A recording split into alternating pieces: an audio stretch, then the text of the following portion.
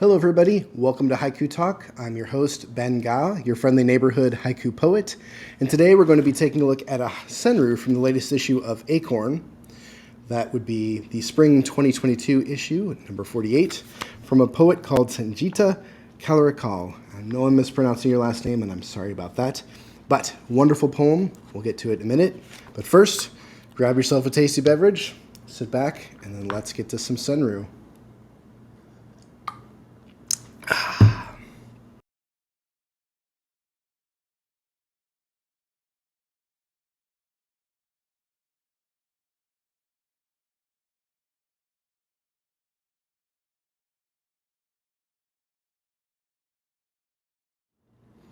Hello everybody, welcome back.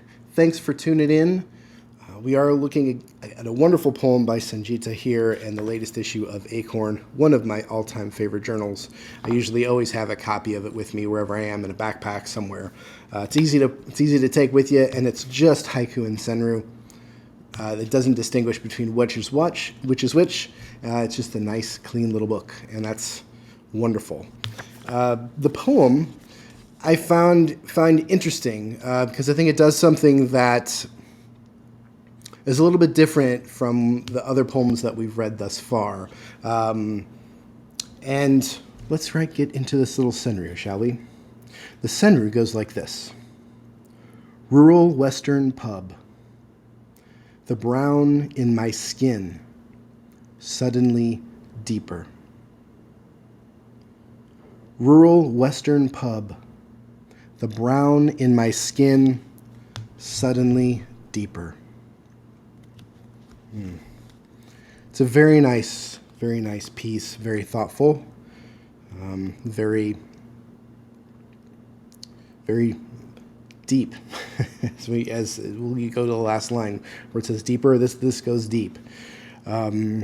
What this poem does, it's a little bit different, is like as we've been talking through each episode. This is episode 29 now. Haiku and senryu are poems that unfold in the present tense. They present a moment that unfolds in the present tense, and the reader steps into that moment and kind of fills it in with their whole life story, right? We fill in the details with things that happen to us that allow us to connect to the poem and that allow us to experience the poem. And we did have one other piece earlier in the channel that kind of is on a similar thing. Goes to a much darker area because it goes to someplace specifically dark. This one again is in the dark areas of the crayon box, but it just gives us this mood, and it definitely has racial, tones to this. And I could say for myself as a Caucasian man in the middle of the United States, I don't necessarily experience this type of moment in my day-to-day life. It's not to say that I haven't experienced it on the flip side. I have made a trip over to East Africa and kind of understood it from the same perspective, just with a different color skin. But what this does, and does so nicely, is that it really brings us to that point of empathy where I can step into this moment, and because the way it's layered, the way it's written, I can really feel what this feels like, and I really get a sense of what this experience is like, and that's an important thing. That's a powerful thing, and it does it in a way that still allows me as the reader to make it my own. It's not so tied to Sangita's specific experience of her own personal life that it goes that way. But you can't help but, when you read Sangita's name, it just helps underscore what that brown skin is about. And that's one of those things that's a little bit different. Usually we don't look to the poet's name. We don't look to who really writes it. We don't think about the poet's life when we're reading these poems. But in instances like this, where they go someplace really specific, in the sense where it's not specific in the sense where it's personal, but specific in where it goes to that color in the crayon box. This is a racial color in the crayon box. part of that human experience. It's important that it's open, and it's important that it doesn't demonize, that it just presents the moment as it is, and you feel it for what it is. And this is something that I feel a kind of piece that everyone should read. It's something that not only this poem, but the arts in general are so good at, by allowing us to step inside and see a different point of view, feel things some things that are outside our own comfort zones, feel things and experience things that are outside of our own day-to-day experience, and experience them as if we were in this situation in this sense, in this term. If I had brown skin and really understood how, as an outsider in a rural Western town with brown skin, how much of an impact that has on everywhere I go, everywhere I move, how everybody would look at me and notice me.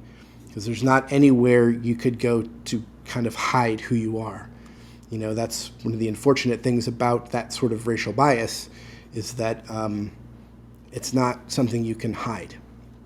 It's right there, always present. And this poem really helps to encapsulate what that experience is like. Because we step into this moment and step into this poem a little absent. We don't know what's going to happen. We don't know where we're going. We don't know what the moment's going to be. Just like a person of this complexion or that has more brown skin might not necessarily be thinking about, when you're just driving on a road trip or driving someplace and you're passing through a town and you have to stop in, you need some food, you need go to the gas station, do something, where you're in your normal headspace, and you walk out and you get out, and then suddenly you become aware of your surroundings, and you become aware that everybody's looking at you because you aren't from that town, and it's obvious that you're not from that town. I mean, I get that being more of an urban city dude. When I drive out into mid Missouri, sometimes people can kind of tell. They just know you're not from around here. You don't have the stickers on the back of your car that we'd expect to see, or you don't have the kind of car we'd expect to see you're driving around here. So there's many flavors of what's happening in this poem that we all have experiences that we can relate to, and this one just really. It's a very stark and good and well written moment here to capture. So it does follow the fragment and phrase structure, where the fragment would be the first line. It's a rural Western pub. And the phrase is, "The brown in my skin suddenly deeper." Right. So let's break this down line by line and talk about how it works. So that first line, rural Western pub. Rural Western pub. It points to something very specific. It tells you, it uses there's three S's of haiku language. First S is simple. Second S is succinct. The third S is suggestive.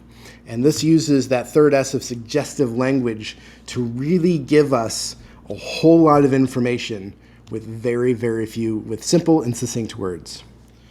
So rural, that first word, tells you you are not in the city.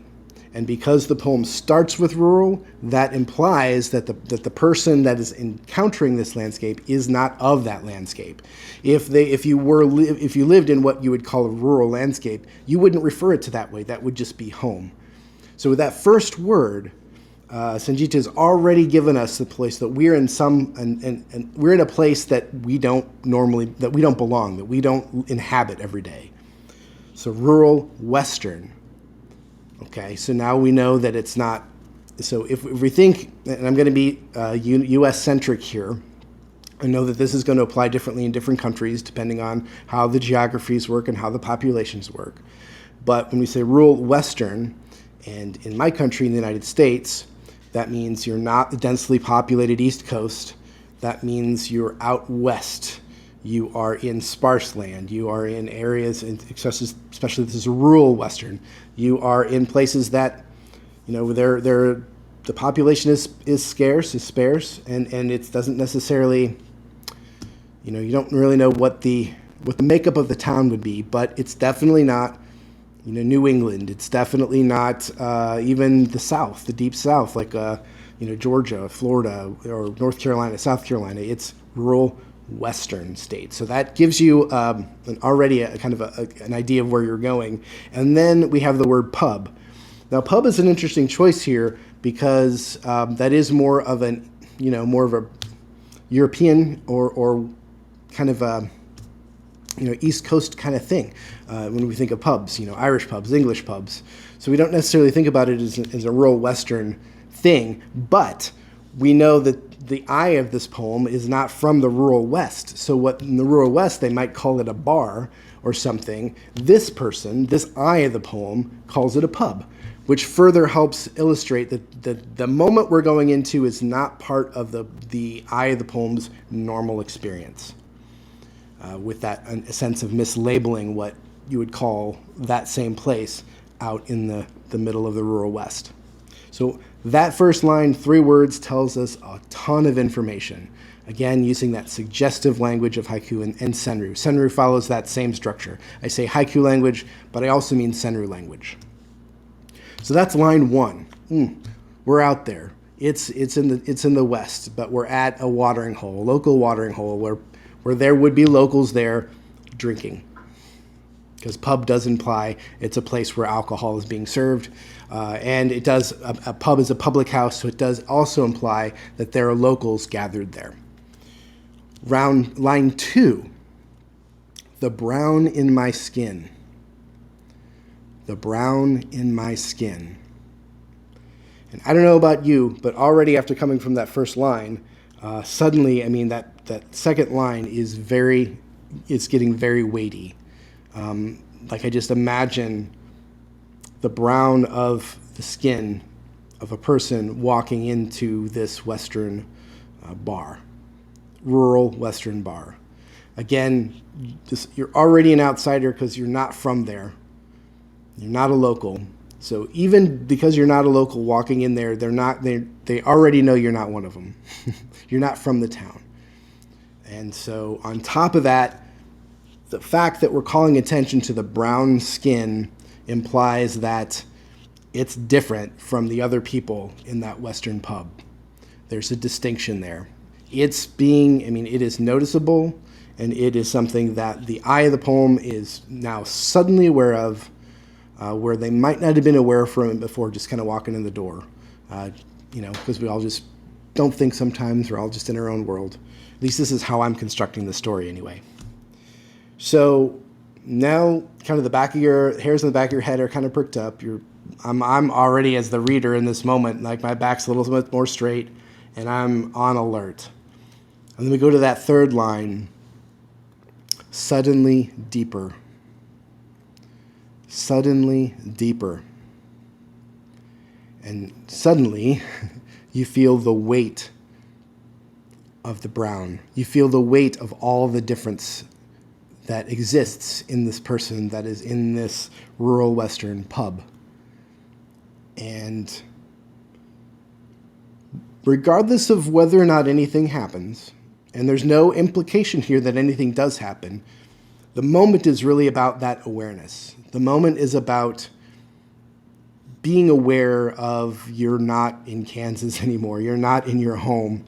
You're not around people that you know. You're not around people that look like you. You're not around people that talk like you. And you're become aware that they're aware of this. And we don't get any direct confirmation of any interaction with anybody else. Looking at you or I as we're in this moment walking into this pub. But the language is there to suggest that yes, that has happened, that is happening, and yes, if it hasn't, you are anticipating that it will, because it just can't not. And that's where the poem leaves us, in that tense moment of realization. That's the aha moment of the poem. The suddenly deeper is the aha moment of, oh, I'm not in Kansas anymore.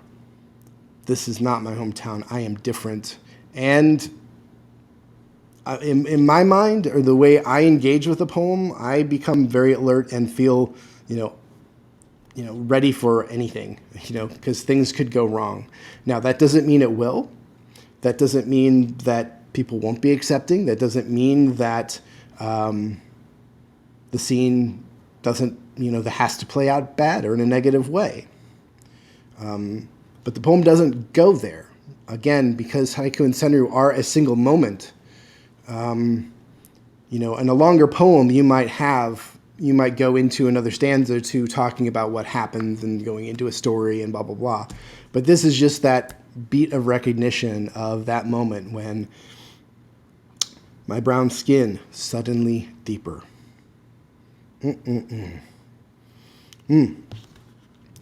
Excellent work. Excellent poem. I'd expect nothing less from Acorn. And that wraps it up today. So thank you for tuning in to episode 29. I do appreciate it. Like this episode with the little thumbs up in the corner if you like what you see. Leave a comment if this poem moved you in one way or the other. It's always interesting to see how it touched you. If you've experienced a moment like this, go ahead and leave a comment. Subscribe to the channel if you like this and like seeing these episodes. Just subscribe. Costs you nothing, costs me nothing, but it helps the channel. And if you want to be alerted for notifications when new episodes arise, ring the bell and you'll be notified. Again, thank you much for tuning in, and enjoy your evening. Enjoy your day. Enjoy your tasty beverage. Thanks.